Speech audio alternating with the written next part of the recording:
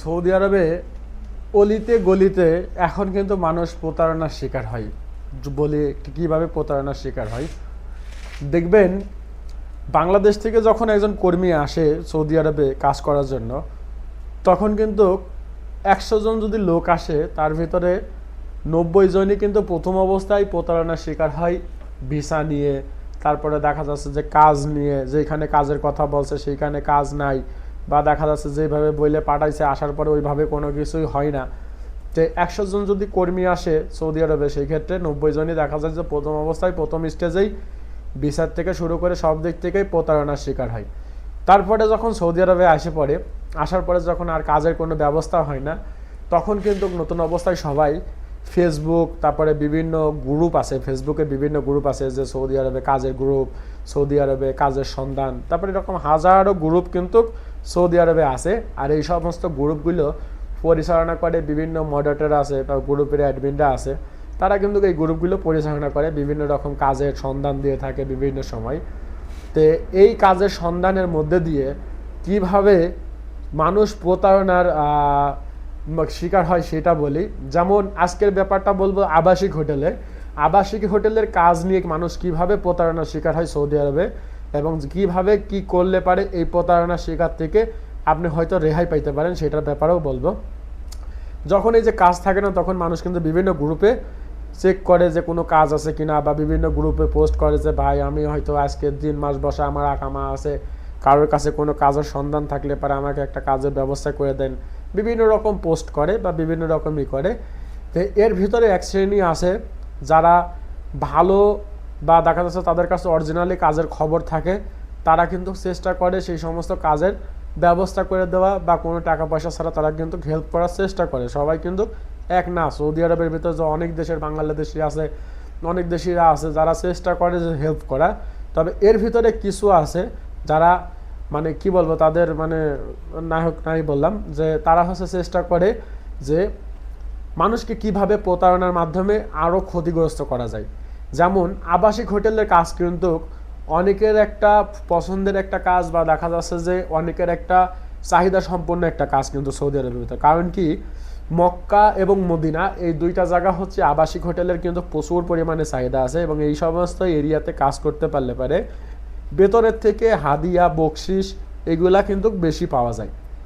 তো এইগুলাকে টার্গেট করে বা এইগুলাকে পুঁজি করে এই দালাল চক্র বা প্রতারক চক্র তারা চেষ্টা করে যে যারা এই যে নতুন অবস্থায় আসে সৌদি আরবে, তাদেরকে আরও ক্ষতিগ্রস্ত করে দেওয়ার জন্য।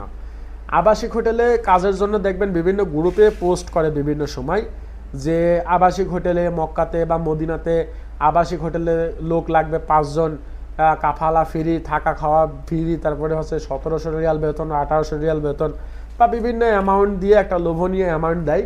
অনেকেই কিন্তু এগুলা বুঝতে পারে না, পারার পরে তাদের সঙ্গে যখন যোগাযোগ করে বা তাদেরকে যখন মেসেজ দিলে পারে, আপনার মতন কিন্তু এরকম আরও হাজারো মানুষ মেসেজ করে, সে কিন্তু প্রত্যেকের মেসেজেরই কিন্তু রিপ্লাই করে যে ভাই আপনি থাকেন কই, কি অবস্থা, আপনার ইকামা আছে কিনা। প্রথম অবস্থায় আপনার সাথে এমনভাবে খাতির জমাবে যাতে আপনি কোনোভাবেই বুঝতে না পারেন যে সে একজন প্রতারক।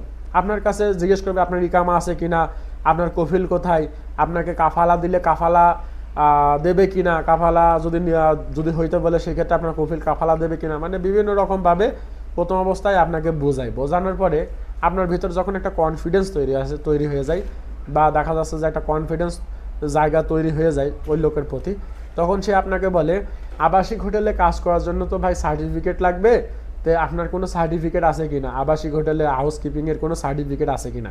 এই যে শুরু হইল প্রতারণার প্রথম ধাপ। এখন হাউসকিপিংয়ের সার্টিফিকেট আপনি কই পাবেন? সৌদি আরবে তো আপনি আসছেন, আপনি তার চিন্তা ভাবনা করে আসেন নাই যে আমি আবাসিক হোটেলে কাজ করব। তো এখন হচ্ছে যখন আপনাকে বলবে যে একটা সার্টিফিকেট লাগবে, সার্টিফিকেট হইলে এই কাজটা আপনি পাবেন। তখন আপনি যখন বলবেন যে ভাই আমার কাছে তো কোনো সার্টিফিকেট নাই, বা আমি হয়তো এই কাজটা করতে পারবো, তো এটার জন্য কোনো ব্যবস্থা করা যায় না, তখন সে বলবে কি, হ্যাঁ ভাই ব্যবস্থা করা যায়, আমার একজন ফ্রেন্ড আছে, আমি আপনাকে তাকে হচ্ছে তার আইডিটা দিচ্ছি বা তার নাম্বারটা দিচ্ছি, তার সাথে আপনি যোগাযোগ করেন, সে আপনাকে একটা আবাসিক হোটেলের সার্টিফিকেট বানাই দেবে। এই সার্টিফিকেটটা এখানে দিলে পারে আপনি কাজটা পাবেন 100-এ 100। এইভাবে আপনার মতন আরও 5-10 জনকে এইভাবে একই কথা বলে, বলার পরে সে তার সেই ব্যক্তি তারই আর একটা আইডি আপনাকে সেন্ড করে। সেন্ড করলে পারে তখন বা উনি বলে দেয় যে আপনি আমার নাম বলবেন, বললে পারে আপনাকে কিছু হয়তো একটা ব্যবস্থা করবে বা অল্প টাকার ভিতরে একটা ব্যবস্থা করে দেবে। তখন যখন আপনি তাকে নক করবেন, ওই ব্যক্তি আবার তার যে দ্বিতীয় ফোন আছে বা যে দ্বিতীয় আইডি আছে সে লগ ইন করে আপনার সাথে কথা বলবে যে হ্যাঁ ভাই বলেন, ভাই আমাকে তো অমুক বলছে আপনার কাছে হয়তো আবাসিক হোটেলের একটা সার্টিফিকেটের দরকার আমার কাজের জন্য।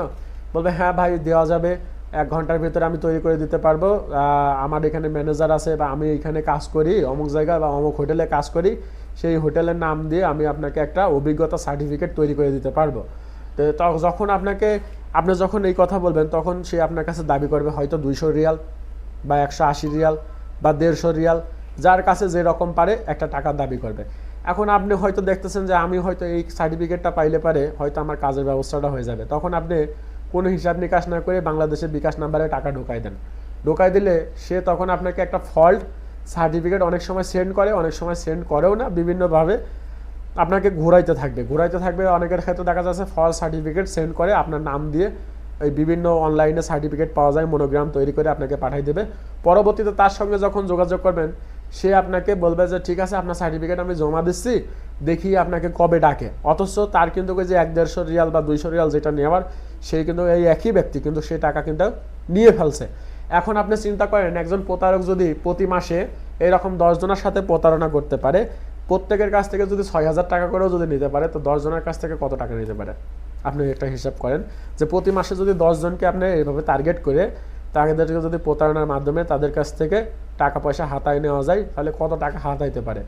তা আবাসিক হোটেলে যারা কাজের জন্য বিভিন্ন জায়গায় গ্রুপে নক করেন বা পোস্ট করেন, তাদের যারা গ্রুপের মাধ্যমে কাজ নেওয়ার চেষ্টা করবেন, তাদের জন্য আমি বলবো যদি কোনো সময় সার্টিফিকেটের কথা বলে যে আপনার অভিজ্ঞতা সার্টিফিকেট লাগবে, আমি একটা আইডি দিচ্ছি বা এভাবে তৈরি করে নেন, এইভাবে ওইখানে যোগাযোগ করলে পারে সে আপনাকে তৈরি করে দেবে, বা এরকম টাকা পয়সা যদি দাবিতে করে, সেই ক্ষেত্রে আমি বলবো এইগুলা হচ্ছে এই একই ব্যক্তি আপনাকে যে কাজ পোস্ট করেছে এবং যে সার্টিফিকেট বানানোর জন্য আপনার সাথে কন্ট্যাক্ট করতেছে, সেই 2 জন ব্যক্তি একই। এদের কাছে টাকা দিয়ে আপনি জিম্মিও হবেন না, বা এদের কাছে টাকা দিলে আপনার সার্টিফিকেট হয়তো একটা ফলস সার্টিফিকেট ধরাই দেবে, অনেক সময় দেয়ও না, তবে আপনি কাজ পাইতেন না। 100-100 আপনি কখনোই কাজ পাইতেন না। যারা এই রকম চিন্তাভাবনা করে বিভিন্ন গ্রুপের মাধ্যমে আবাসিক হোটেলে কাজে ম্যানেজ করতে যান বা ব্যবস্থা করতে যান, তাদের জন্য এই ভিডিওটা খুবই গুরুত্বপূর্ণ। যদি সার্টিফিকেটের কথা বলে বা যদি বলে অমুকে একটা আইডি দিচ্ছি, সেই আইডিতে যোগাযোগ করেন, আপনাকে সার্টিফিকেট তৈরি করে দেবে, সার্টিফিকেট তৈরি করার জন্য এত টাকা লাগবে, যদি এই সমস্ত কথা বলে, তাইলে আপনি এদের থেকে অন্তত 100 হাত দূরে থাকবেন, না হইলে আপনি প্রতারণার শিকার হবেন 100-100। আর সৌদি আরবের ভিতরে আমি বলছি যে অনেকেই আছে চেষ্টা করে মানুষকে হেল্প করার জন্য, আর বেশিরভাগ লোকই এখন চেষ্টা করে যে মানুষকে কিভাবে ডুবাই দেওয়া যায়, ক্ষতিগ্রস্ত করা যায়। সৌদি আরবে কিন্তু